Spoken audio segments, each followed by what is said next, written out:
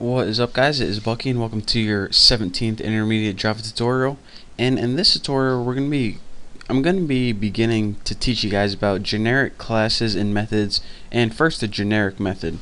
Now what a generic method is it's pretty much a way that you can eliminate overloaded methods. So you know that an overloaded methods are used to perform pretty much the same thing depending on what type of data it has.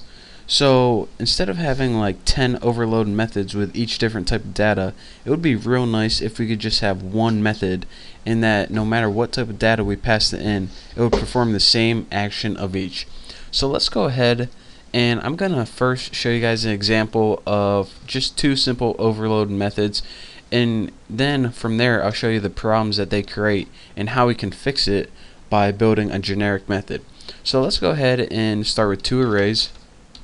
We'll make an integer array, and I'll just name it I array, and just populate it with like 4 integers, put like 1, 2, 3, 4, and now make an array of a different type of data like character, and I'm going to name my C array for character array, and go ahead and put like B, gotta put those in brackets, B, U, C, and Y, or any 4 characters. That just spells my name, kind of. And now we have two arrays. Let's go ahead and build our own methods that we're going to create.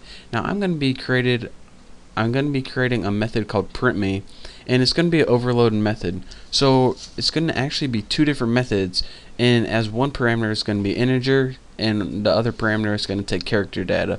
So go ahead and put printMe, and for the first one, pass it in the I array, since this is going to take an integer array, and end that statement, and print me, and this one's going to take a character array, so pass in C array. So we got a little error here, and it says make sure that you create the method print me. So let's go ahead and outside of our main method, and this is very important, make sure you're outside it.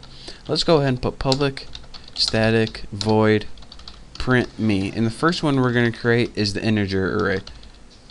So integer, just go ahead and name the variable I, and in order, what do we want to put as a code in this print me? Let's just go ahead and put for integer x and treat it as I, just an enhanced for loop, system out printf, and let's go ahead and just print out the array, nothing confusing. So go ahead and as a format, let's go ahead and put string space right there, and as an argument go ahead and pass x.